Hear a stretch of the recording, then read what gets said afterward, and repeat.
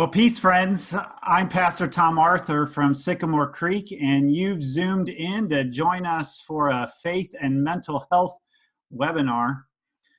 COVID-19 follows the pressure points in our lives, and if money was a stress before sheltering in place, then it's even more a stress right now. If your marriage was a challenge, it can become even more of a challenge while you're being together 24/7. If you struggled with anxiety, depression, or any other mental health challenge, it's likely you're struggling even more right now. But none of these things has to be true. Some of us are experiencing sheltering in place as a welcome change of pace, an opportunity to re-examine one's life, a gift of time to work on the things that really need to be worked on, or a time to connect more deeply with God.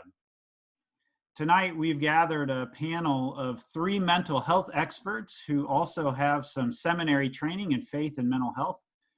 For some of them, faith is at the forefront of their clinical practice, and for others, it's in the background. But tonight, we're going to invite them each to reflect on 2 big questions.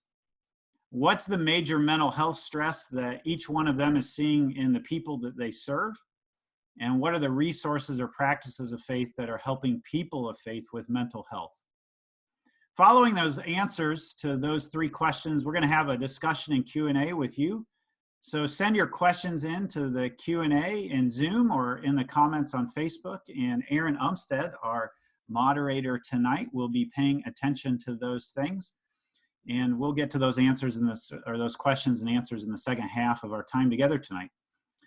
Right now, if you're on Facebook, would you share the webinar to your page so that others can connect with this important resource tonight as well? So let me start by introducing our panelists. Let's start with Jennifer Hahm. Jennifer is a licensed psychologist at Comprehensive Psychological Services in East Lansing and studied counseling psychology at Western Michigan University, as well as pastoral care and counseling at Garrett Theological Seminary.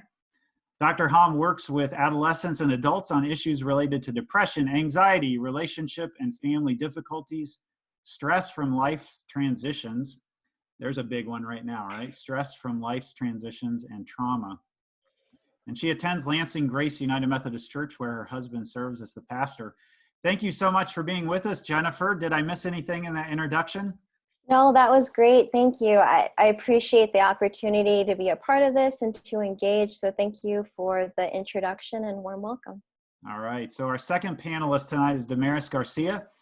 Damaris sees clients out of both campuses for Sycamore Creek. She has a Bachelor's of Arts in Spanish language and literature from Central Michigan University and a Master's of Arts degree in professional counseling at Cornerstone University.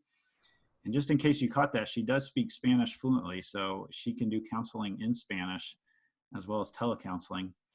Damaris enjoys working with couples to help them develop a closer and more intimate relationship using emotionally focused therapy. She also works with individuals and uses primarily an attachment perspective to help clients understand how they interact with the world around them in light of their most significant relationships, as well as cognitive behavioral therapy to help clients identify behaviors and thoughts that can lead to feeling distress. That's a lot of tools in your toolbox, Damaris. Thank you so much for joining us. Anything I missed in that introduction? No, that was great. I'm so excited to be here and to be a part of this. So thank you so much for having me. You're not an unfamiliar face to Sycamore Creek, so thank you for all the ways that you help us as a church with mental health. Our third panelist tonight is Chaplain Paul Lepley. Chaplain Lepley is the family life chaplain and installation chaplain to the Michigan National Guard. He's responsible for ensuring the spiritual well-being of an 8,000 person military organization. That sounds like a mega church to me. He has a bachelor's degree in music from Central Michigan University, a master's of arts in biblical counseling from Grand Rapids Theological Seminary, and he is currently completing a PhD in lifespan human development and family studies at Michigan State University. Chaplain Lepley served 16 years in the military with 1 deployment to Afghanistan in 2012 as Deputy Joint Task Force Chaplain in the Joint Operating Environment. That's a lot of language that I don't understand, but I'm glad that someone does. And I noticed that I missed part of your title. It's Chaplain Major Paul Lepley. That major is important. Chaplain Lepley, thank you for taking the time to join us tonight. Anything I missed in that introduction? I think an expert's an overstatement. I'm just learning like everybody else here. All right. Well, we're glad that you're humble as well. Thank you so much for the three of you for joining us tonight. All right. If you're a participant tonight, don't forget that you can type in your questions and we'll get to them in the second half of our time together tonight. And you can address your questions to a particular panelist or the panel as a whole. And we would love for you to share this webinar right now. If you're watching on Facebook, share it with your friends by just sharing it to your page. So let's get a lay of the land by starting with the first question. What's the major mental health stress that you're seeing in the people that you serve? And let's start with Jennifer. Jennifer, what are you seeing in the folks that are your clients that you're serving right now? So there's definitely a major theme around uncertainty and anxiety. And I mean, I think that theme comes out in several ways. One, I think the pandemic is happening on top of already existing life situations. Mm-hmm. So I think of, someone was in their third trimester of their pregnancy and now they're bringing home a newborn and not knowing when grandparents and family can see and hold the baby and not knowing when that will happen. I think about someone going through a breakup and not having the usual get out of the house, hang out with all your friends and be able to do that to help you get over things, but even feeling further isolated. There's school challenges, caring for children, caring for aging parents, relationship issues are really intensified. And so I think about, these are things that people were already working through and working on, and the pandemic kind of magnifies the intensity of those situations. I think another theme is the stress just because of the pandemic. And so, of course, financial situations, job security, thinking about the safety and health of loved ones. Safety in households is another one, maybe where there wasn't a sense of safety with the people that is in a household with someone. And now being together, just in much more frequency and intensity, how that lends itself to feeling unsafe at home. I think people are also dealing with chronic health and immune system issues and the anxiety around that, providing structure for their children during this time and managing your own children's anxiety has been a major issue for a lot of people. And I think people are missing the connection that they had with classmates, with coworkers. It's a really trying time right now for the extroverts, people who recharge their batteries by being around other people. It seems to me that the world right now is ruled by introverts. And, that for the first time, maybe in our culture, that the extrovert is not on doesn't have the leg up. Yeah, it's more conducive for people who recharge their batteries on their own time. But I think I'm an introvert, but I'm still also missing the physical relational connection too.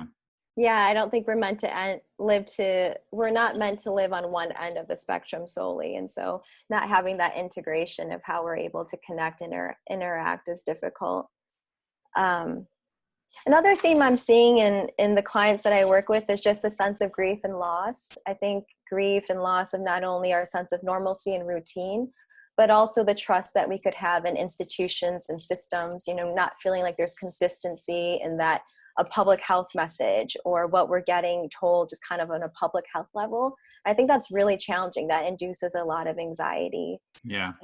Or I think about a friend of mine who doesn't feel like his workplace is taking safety precautions for him and the other employees.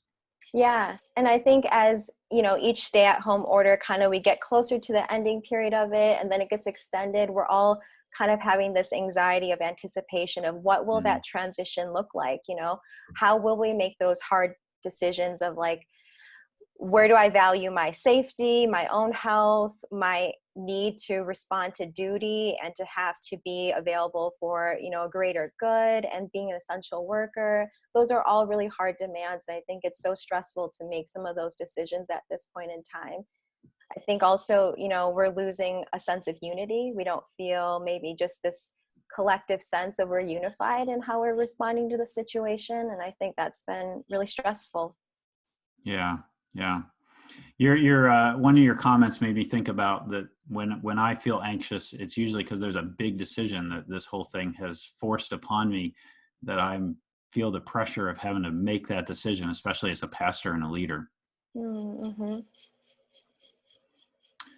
So you covered all that was quite a wide ranging landscape there. We'll see whether our other panelists have anything to add. But Paul, you serve a little different demographic than everybody else, serving the Michigan National Guard. What's the major mental health stress that you're seeing in the National Guard or men and women in the service? Yeah, so I'd just like to make it clear, we're talking about a deficits-based perspective here, when the vast majority of those who are deployed right now, we have roughly 300 service members who are deployed throughout the state with a COVID response. They're doing really well, and they actually are people who are trained to run into catastrophes and run into bad situations. That's what we're trained to do. And so from that perspective, they're really resilient. It's the few subsets to that large demographic that really struggle with some of the things. Of the things that we really see most of, anxiety, which Jennifer nailed on the head. Lots of anxiety out there. My brother, Dan, he's a pastor down in Indiana. He said, there's known unknowns and there's unknown unknowns. And we're in the unknown unknowns. We just don't know what the future has for us at this point. We don't know. And from that perspective, it's hard to plan. People who had plans had to cancel their plans. And that can just kind of generate a lot of anxiety. It can generate some depression.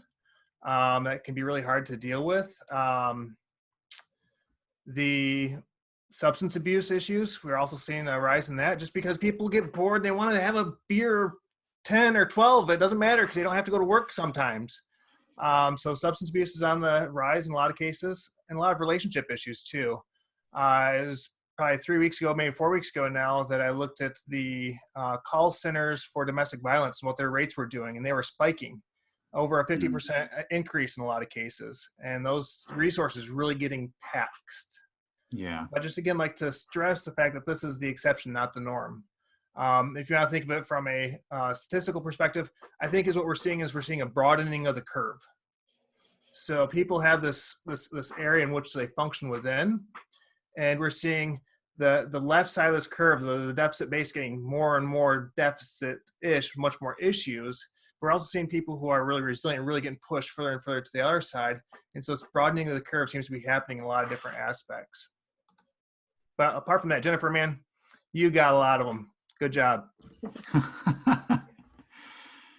Paul, are there things that are unique to being in the National Guard as far as stresses? Oh, yeah, absolutely. So we're in the unknown unknowns. And so service members who are called up, they're put on an order. And that order is either through the President of the United States or through the Governor of Michigan. We have soldiers on both types of orders. And with those orders, they can be shortened, they can be lengthened. And because we're in the unknown unknowns, there's a lot of rumors going out around when they're getting to be able to go home. There's a lot of concerns out there about, will they have to go into a 14-day quarantine afterwards? There's concerns about, are they just going to go from this order into another order? And keep in mind, they're not with their families. They could be living in the exact same city as their family, but not able to go home at night or during the weekends. Mm-hmm. And that can just create a lot more stress being in the same zip code as your family and not being able to see them than if I were over in Afghanistan or Iraq or in the Middle East somewhere. At least there's a certain stress that comes with geographic proximity. It reminds me of a family in our church who we interviewed, the wife a couple weeks ago in worship, who works at Hurley Medical Center in Flint, and she does the registration into the ER, and she goes home, but she and her husband haven't touched for weeks because she stays in one part of the house and he stays in another. So they can see each other, but they're keeping this sort of distance from each other. And I can't imagine the stress that creates, similar to the situation that you're just talking about with the National Guard members. Yeah, absolutely. It is just absolutely amazing to see how this has changed the landscape of how we view even warfare, for that matter. We're trained to run into a battle with a seen, known enemy, and here our enemy is known, but it's unseen. You can have it and not even know it. It can be ravaging your system. You could be spreading it and not know it, and that just creates a whole new level of stress that we're not necessarily trained to deal with. Yeah. And I think in some level, like there's a parallel for everyone, that this has been felt kind of like a war against an enemy that we can't see, and you don't know when it's coming into your house and what it'll do, how it will travel. Well, Damaris, we've given you the bottom of the barrel at the end of this, so I don't know if you have much more to add, but we're going to give you a chance to answer the question. What's the major stress that you're seeing in the people that you serve right now? Yeah, so I would agree with both Jennifer and Paul. I'm seeing a lot more, I think, anxiety and depression coming out. So like if you were dealing with it before, chances are it's gotten a little bit harder. Now I would also say that I'm seeing a lot of my clients reevaluate what they understand about control, what they understand about their connections and community, and even their faith. I've had clients kind of come out and say, this is making me, like clients who I've never talked about faith before, bring up the fact that this is really impacting their faith, and that they want to understand what they do believe. And I think this is a really interesting environment for that to happen in, because of that conversation about control. So a lot of faith-based counseling with my clients. And so we have this conversation of like, who is in control and how, like, what do we have control in? And I think using a faith-based perspective is a little bit different, because we do look to God as being the one in control. And I think that gives some people peace. But I think for others, it really causes their anxiety and even their depression to kind of escalate, because they're faced with this reality of what can I actually do to make this better? A lot of people do really feel stuck. And a lot of people like don't know what the next 6 months is going to look like. And that's scary. So I think those are a lot of the conversations that I've been having with my clients. It does feel like that COVID-19 has stripped our sense of control, and stripped it down, and perhaps in some ways has made us wonder whether we ever were in control. I've had that specific conversation with people. We have, I think, this is sometimes a very false sense of security over being able to control our environment, to control the food that we eat, and to control kind of like every little aspect of our life. And a lot of times that is what anxiety is about. We feel anxious when something is out of our control. And sometimes we'll feel depressed over things that weren't in our control. And I think, that's a very broad conversation that I'm brushing over very quickly. Yeah. But those things need to be examined, I think, with each individual person, to talk about what they understand about it and what they want to do with that information. Yeah. You're kind of tipping us over into the second question here that I wanted to get to tonight. But before we get to that, participants, I want to remind you that you can put your questions in the Q&A for the panel here in Zoom, or you can post them in the comments on Facebook. Erin Umstead is our moderator tonight. Erin is an English teacher at Holtz High School, and she is a wonderful soul here at Sycamore Creek. So thank you, Erin, for paying attention to those comments in Facebook and on Zoom.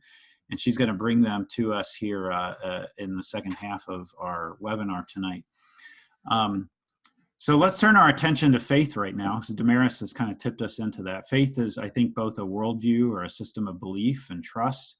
For example, belief in God and Jesus as God's son, maybe even belief that God is in control, or how in control is God. But it's also a set of practices like prayer, worship, communal gatherings, Bible reading, and so on. So Damaris, because we gave you the bottom of the barrel on the last question, we're going to let you go first on this one. What are the resources or practices of faith that are helping people of faith with mental health? Yeah, so I feel like there's a totally different pressure being at the top versus the bottom. So I think finding ways to stay connected with their community has been really essential. A lot of small groups and churches are meeting online right now, and I have been, like, with my clients, we're talking about, are there ways that they can connect even more? So sometimes that means like reaching out for some uncomfortable conversations, because if you are introverted, it's not easy to reach out. And so I think with introverts who are struggling right now, that's a really specific, like a really unique situation, because convincing someone who, for the most part, is okay being alone to say, hey, I'm not okay being alone, is kind of hard. And so it's creating, like, who can I be safe with? Who can I share that I'm struggling with, especially if you are living alone? I think that is a really difficult place to be right now. There's a whole different dynamic if you are sheltering in place by yourself versus if you're sheltering in place with kids, little kids, with teenagers. Chaplain Lepley's got teenagers in the house, so he's in a whole different place than I am, with a 6-year-old and a 9-year-old. And perhaps even though I'm an introvert, or the introverts among us were maybe like, we're not that introverted. We'd still like to talk to people. Yeah, absolutely. So I think it is, there are very unique stressors that come with sheltering in place alone, sheltering in place with just a partner, or with like single parent with kids, or married with kids at different ages. And there's no plan. Like, there's absolutely no, like, do this, this, and this, and it'll be okay. And I think that is what has been the most difficult in trying to figure out what will work. Because as therapists, right, like, we have lots of tools to help our clients with, but like, there's no right answer. And we certainly did not have a class on how to help clients through a pandemic. And so a lot of it's been trying to help clients figure out what is it that they need, and what do they have access to. So I guess back to, specific things. I think helping clients turn to scripture, maybe like playing worship music or music that really uplifts them, is something else to create a better environment. I think And I've found myself turning to gospel music a lot lately. If you need like encouragement from a group of people who know what it's like to be down and suffering, Black gospel music is just spectacular. In fact, on my podcast, the season 2, I have someone who's going to come and join us, Anna Marie Horn, to talk about that, the gospel in gospel music. So another thing that I have been, I think, helping clients look at when it comes to handling their anxiety is looking at kind of like the truths in the Bible. Something that I know is really comforting to me is that, well, one, literally the entire world is shut down and struggling with this. And this isn't the first time that we've seen this happen. And it's never been easy. So we know that, right? Like, saying this has happened before doesn't mean that it's going to be easy. Does mean that we can make it through this together, right? Like, we can come together in unique ways, and we can create a different perspective after this. Yeah. Like, going to, in many ways, fundamentally change the way that we view the world.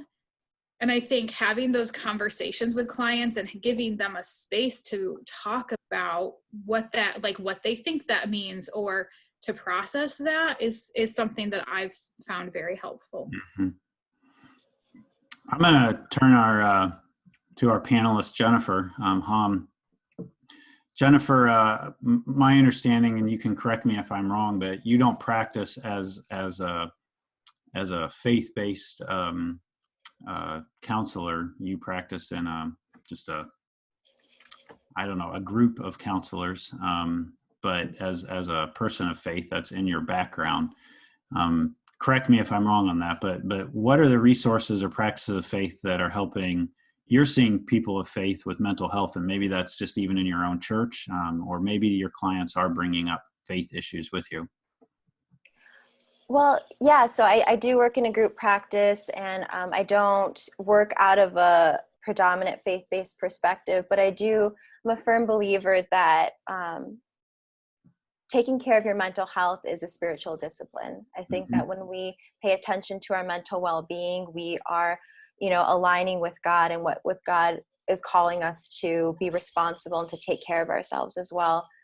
And so when I think about practices that are helpful during this time to really integrate with faith, some things that I have been recommending to the people that I work with is to set an intention for the day, just so to think about maybe a word or a phrase that you really want to center yourself around that day, and whether that word is peace, or to be able to connect with your kids, and even putting that on a sticky note and then attaching that to your mirror so that you have a visual reminder of something that you can keep coming back to, and reminding yourself that this is going to be your centering focus of the day.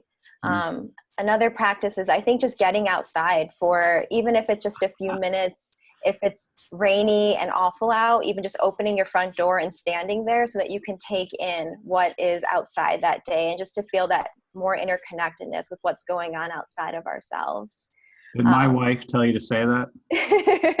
No, but it sounds like she's onto something really good. And I think connecting with others too is I think that's become so important, and a realization that we've all had during this time is that we really need to be creative with the way that we're connecting with other people.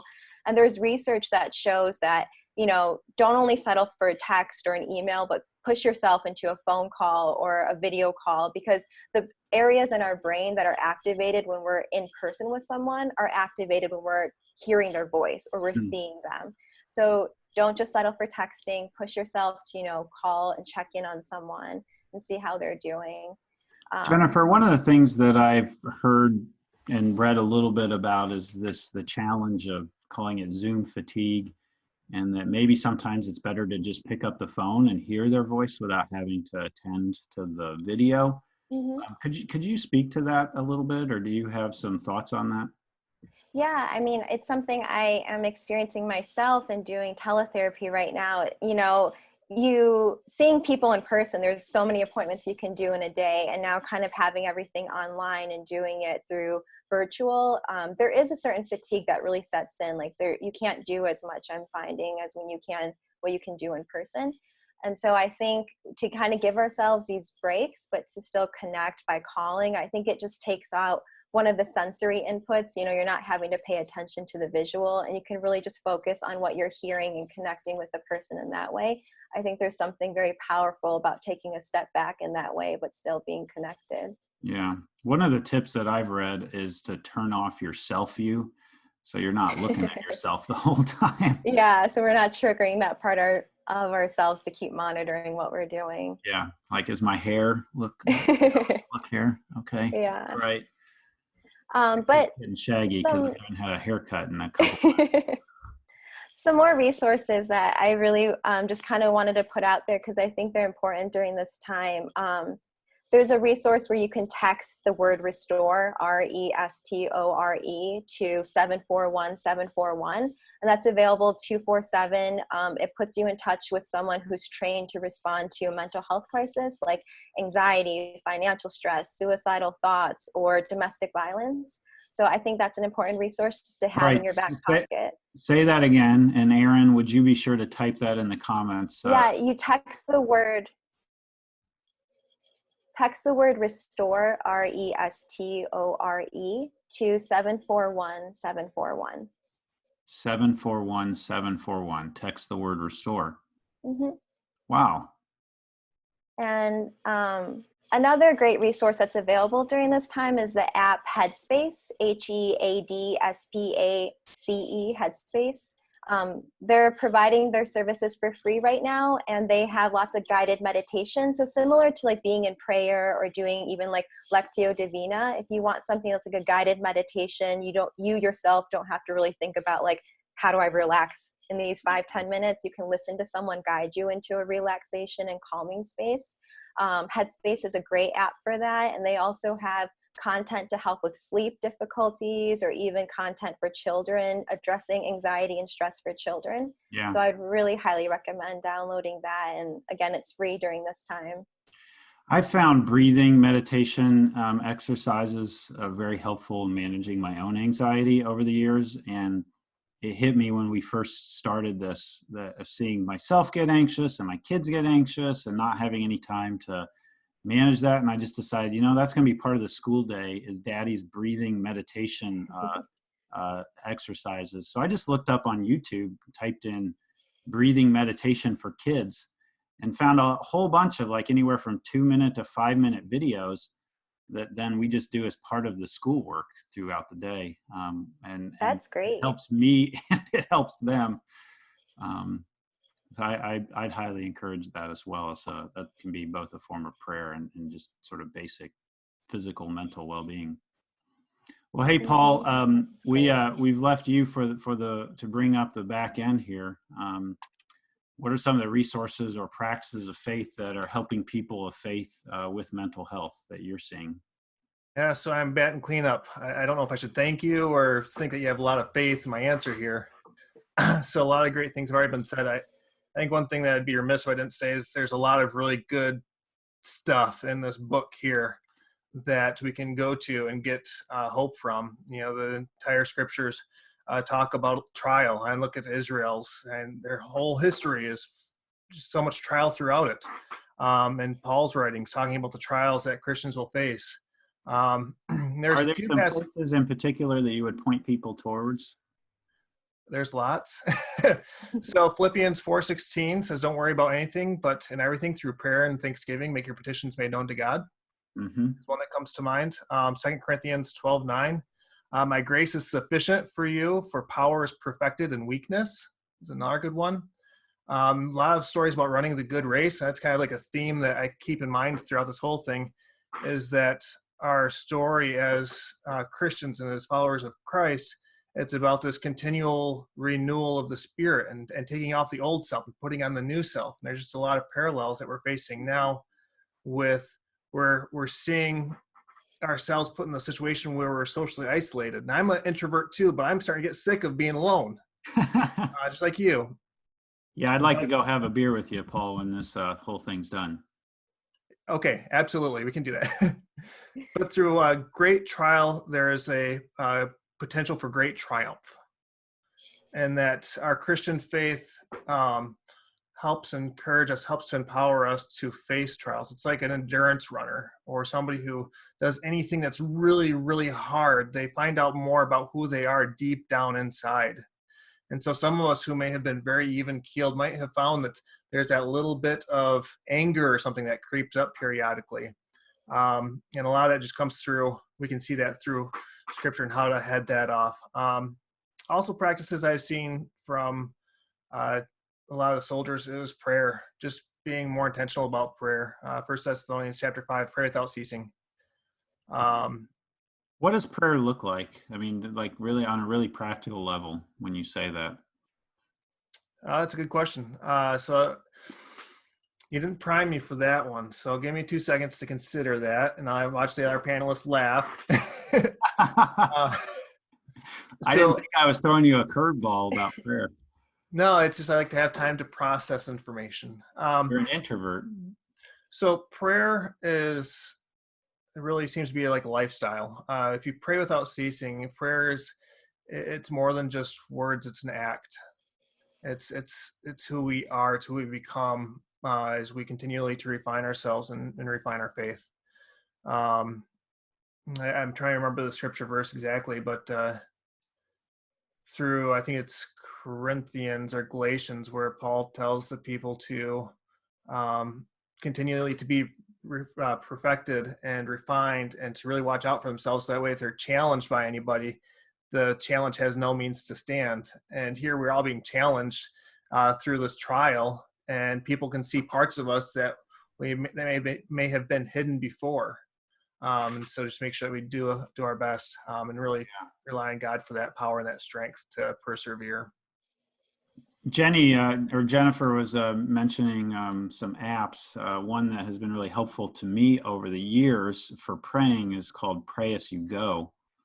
And the Jesuits put it out. And if you don't know how to pray, you can just listen for 12 or 13 minutes. And they basically just walk you through one form of prayer mixed with kind of a Lectio Divina.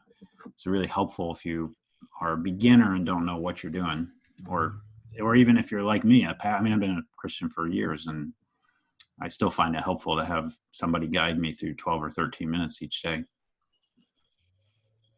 Yeah, absolutely. There's a lot of really good apps out there. There's a lot of like 211. Anybody in Michigan can dial 211. It'll take them to a central repository database that they can get different help for different things, whether it's finances, whether it's finding a therapist, whether it's utility support, you name it. 211 pretty much is that centralized repository across the state. Yeah. For veterans, 1-800-MISH-VET is the resource. It's the same thing, but more with a veteran spin, because service members have different benefits than do civilians. Sorry, thank you for paying your taxes. Another good app, if people like apps, is My Virtual Hope Box. And if you struggle with anxiety, Ptsd Coach is another free app. It's through the Center for Deployment Psychology under USIS. And that's a wonderful app that will really help you curtail your anxiety, whether it be deep breathing, guided imagery. Say that app name again so Aaron can get it in the chat section. So the app is Ptsd Coach. Okay. Yep. And that one, if they haven't changed it, it had a way that you could actually track your anxiety each day and kind of mark it. So for the mental health therapist side of us, we can actually review that with our clients to see, oh, your anxiety was peaked at this time. What was going on at that time, and explore that and unwrap it and process it, as Demetrius would say. Yeah. Well, we are grateful for these stories and these tips that you all have shared with us tonight. I'm going to remind you, if you're a participant, that you can type a question in the Q&A section or in the comments, either in the chat or in Zoom in the Q&A. And Aaron Umstead, our comments moderator tonight, is going to share those. So Aaron, it looks like we've got at least a question or two popping up there. What do folks want to ask our panelists, or one in particular? Well, if I may be so bold before I get to that, thank you so much. I was excited when Tom asked me to be a part of this, but then to hear some of my concerns and some of the things that I might be struggling with come from you, it just seems a double blessing to get to be here. So I thank the three of you very much. We have one question in the Q&A. I'm starting to get the feel that those of us who have been no strangers to trauma kind of have a leg up in what we're already learned how to slip into survival mode to await calm or whatever comes next. How close am I to accurate? That is something that I've noticed from folks. Some people I've talked to in my church said, well, what's happening right now is just everybody else is living my life right now.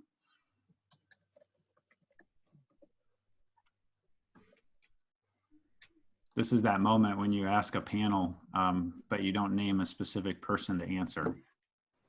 I'll speak to it. So it's so true. There are so many people that are like, I'm doing great. This is fine. Everybody finally understands how I feel.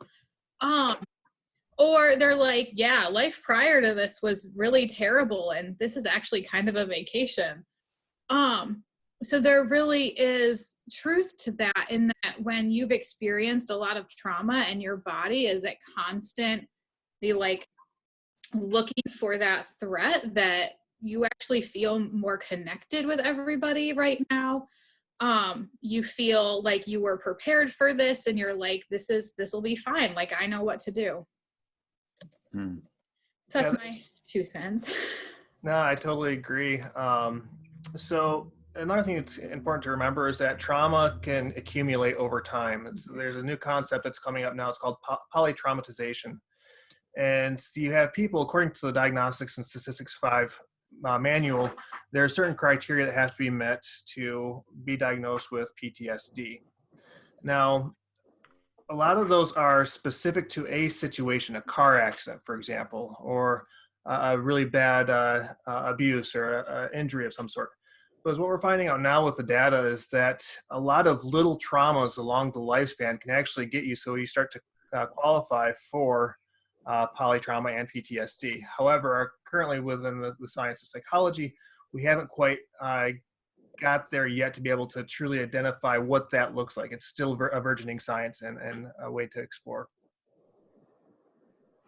Sort of reminds me that there's sort of a converse thing here of being part of a faith community, is when your relationship network expands, you also have more opportunity to hurt with the people who hurt around you. And when your relationship network is very small, you have less opportunities to hurt. Just for example, people who are in churches tend to go to more funerals, or that's my anecdotal reference, because you just know more people than if you are not involved in a large faith community. And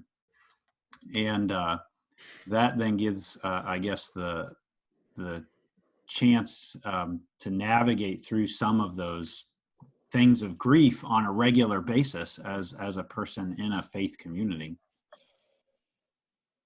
Yeah, I think, Tom, it's also important for us to remember there's a thing called vicarious trauma, and that whether you're serving people or you're just surfing the internet or watching the news, you can still be traumatized through that. There was a story done by NPR maybe 4 or 5 years ago now that evaluated how much media we consume, how much of the news we consume, how that directly impacts our psychological functioning and our depression and our anxiety. Mm-hmm.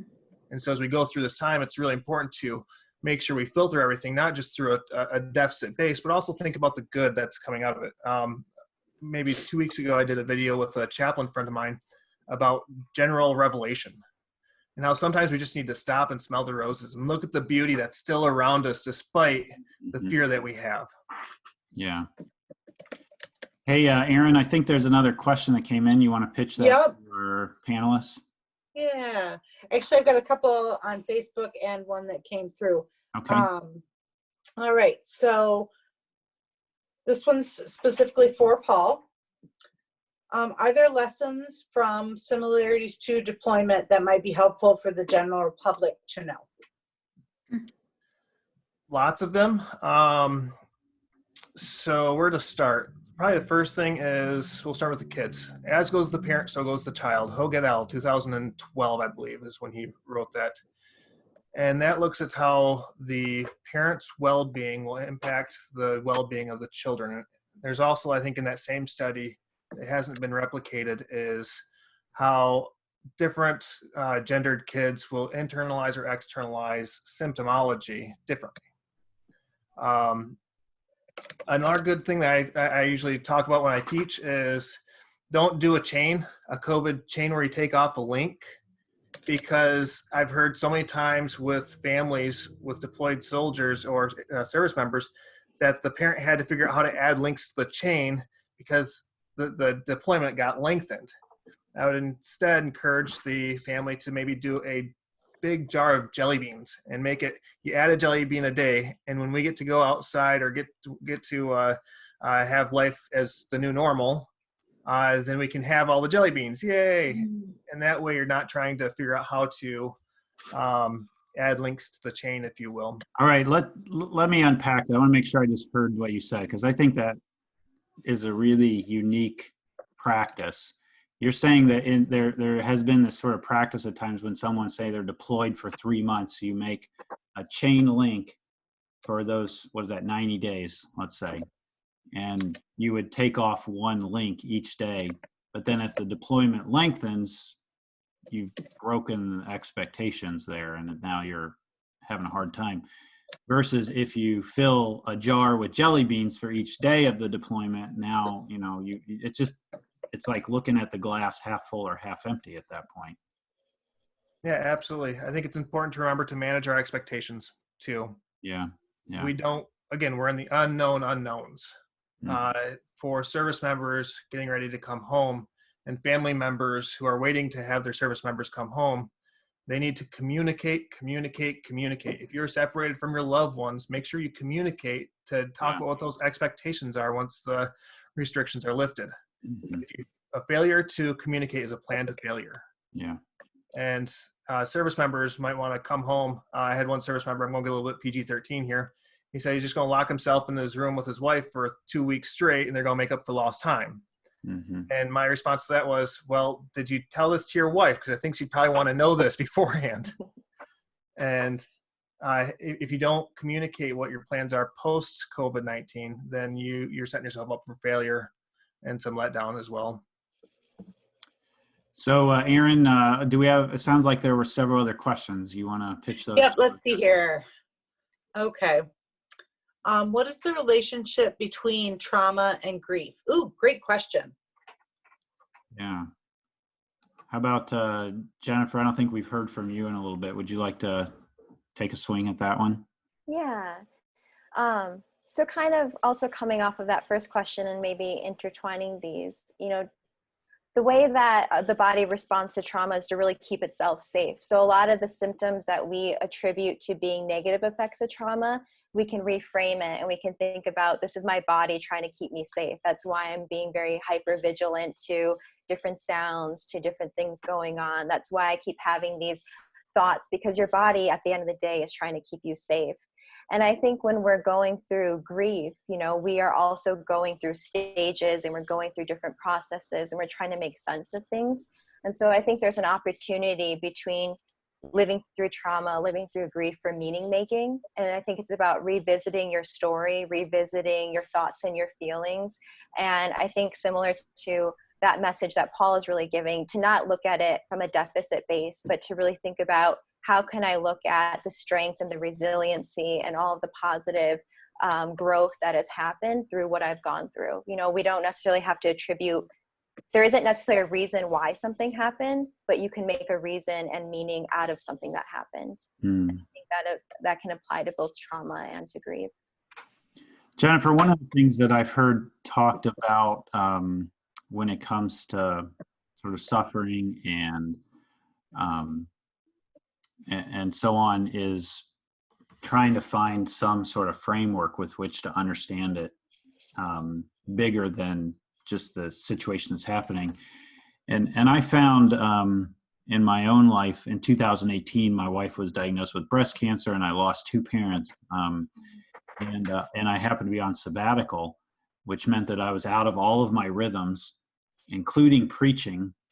And preaching is this thing where you have to make sense of the world around you on a regular basis in front of a group of people.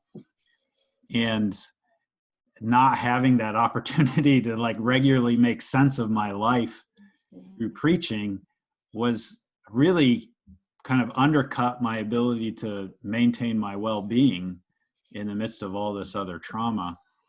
And the minute that I was able to step back into the pulpit and start to preach again and reframe my experience out loud, or maybe for some people writing or so on, things shifted. All of a sudden things got put in perspective or something. Yeah, I think that was a vehicle for that meaning making, and whether that's through going to therapy and having that space to talk about what you've been through, or through writing, or through, living that lifestyle of prayer and being in constant self-reflection. But we need to have a practice of meaning making and thinking about what we're going through and being able to reflect on that. I like that phrase, meaning making. Aaron, do we have other questions that people are curious to ask our panelists? Let's see. I did on Facebook. There was another one. Is there a best practice that you wish you could share with everyone? A pandemic mental health and faith best practice. Yep. I'm curious, Damaris, I'm going to ask you to answer this question and reflect on it from, you were my first guest on the podcast that I started when this whole thing began, Our Daily Shelter. And one of the things that you mentioned in that, and I've been curious to ask you to follow up on that, is you said that you were just spending a lot of time with people working on a schedule through the day. And I suggested that, or maybe, I don't know if I suggested, or maybe you suggest, we talked through that perhaps people who are going to thrive through this were the ones who are going to have some capacity to make a schedule, or some structure to their day. Has that been the case? I mean, that was 5 weeks ago, I think, that we talked about that. How has that panned out or played out? Yeah, so I'm still talking to people about it. It's still very much an active conversation. And I think part of that is that we can be really not just stubborn, but we like our routine. And when we find a routine that really works for us, it's hard to switch. And so there is this kind of continual conversation of, well, is this working for you? Is this a schedule that is that you're benefiting from? Oh, you spent all day watching TV. Let's talk about that because you didn't feel good afterwards. So it's still very much an active conversation. Well, and I found as a parent that there have been 2 or 3 stages of finding a routine and having it interrupted. And most recently was when the teachers started giving us routines that we had to follow at home.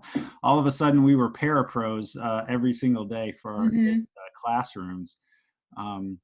You want to talk a little bit about how those schedules changed throughout this whole process? I mean, this is a long time we're in this.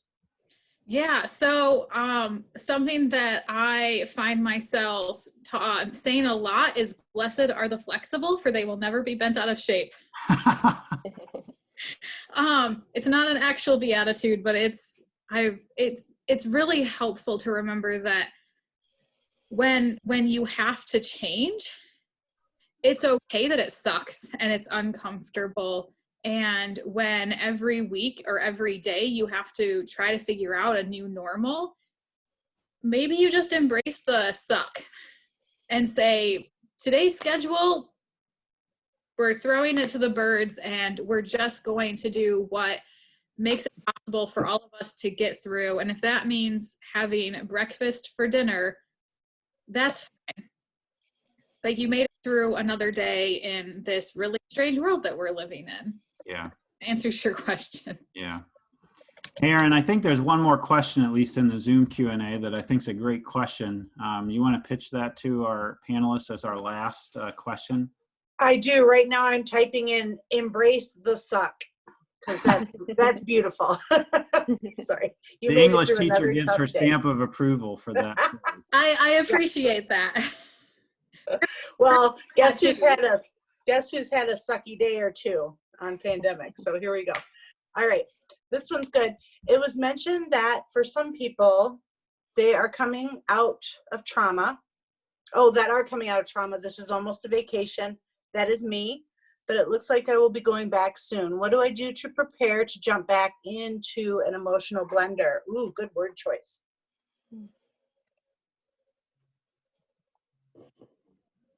Who wants to start with that one? I think, to prepare oneself to kind of go back into what's going to feel, more chaotic. I think right now you can feel comfortable with all the chaos because that's been your norm. And now that everyone's in that with you, that feels like you have some camaraderie in it. But when people transition back to the new normal, and then it's again feeling isolated in the sense of chaos and a lot of turmoil, I think it's about finding that positive take on what you're experiencing, that your symptoms and the experiences that you have is your body trying to keep you safe, and that you can have that self-appreciation for that sense of wanting to survive, that sense of wanting to keep oneself alive, and to thank your body for that, to be really appreciative, but to say, how can I also grow and push myself during this time?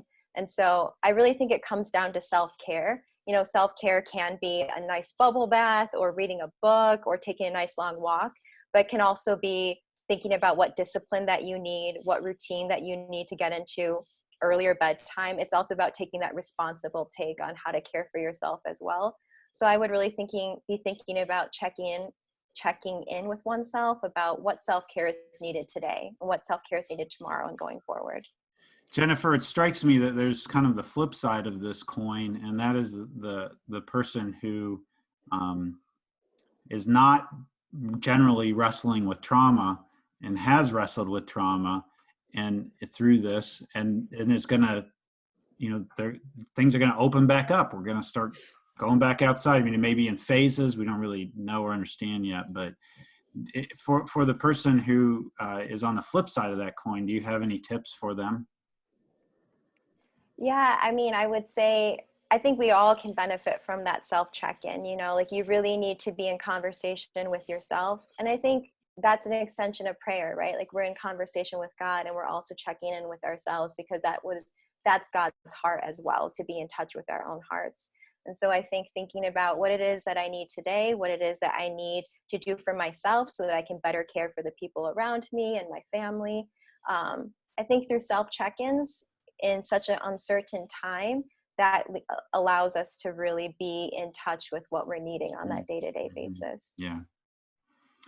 Well, if any of you panelists need to be encouraged, you just need to read the chat section in this, because Erin Umstead is like the gift of encouragement, and she's been putting smiley faces and stickers on your papers you've been turning into her this whole time.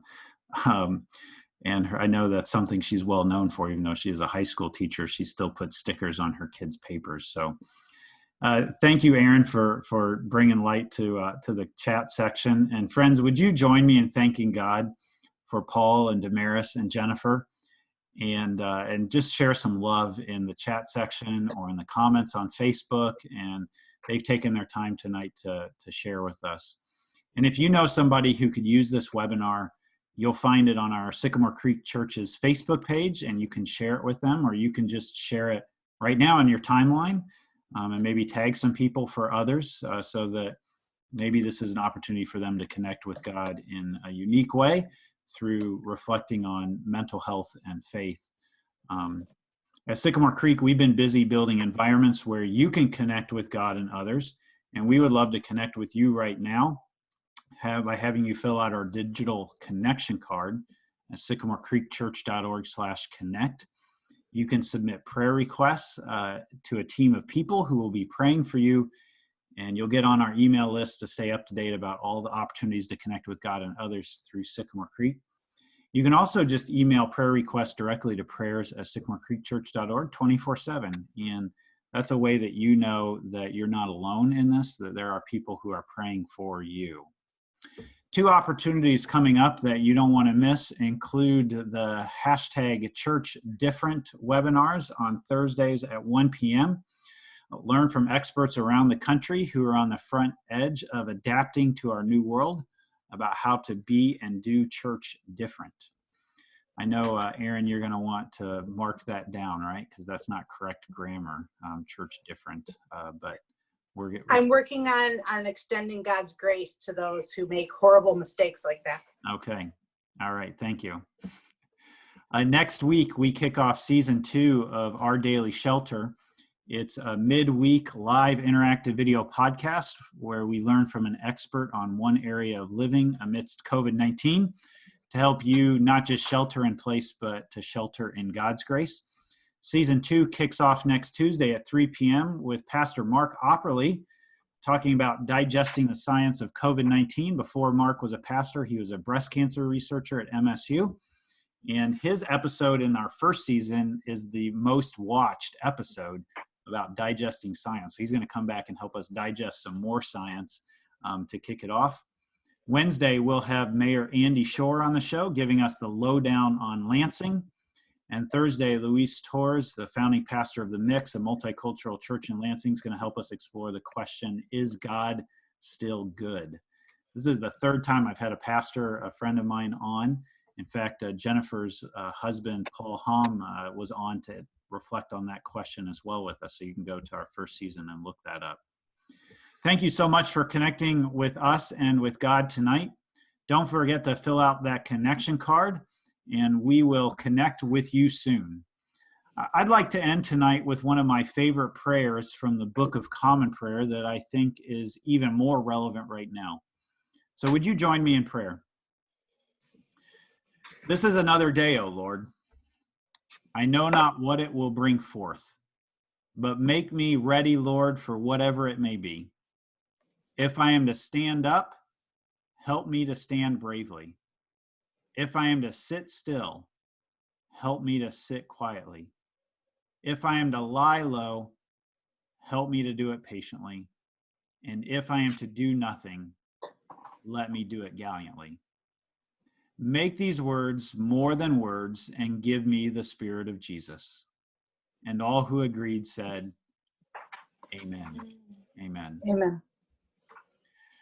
Friends, there's absolutely no way to end one of these things gracefully. I just hit the end button and we're done. So go in peace, friends, and please share this with the people that you know who could benefit from it.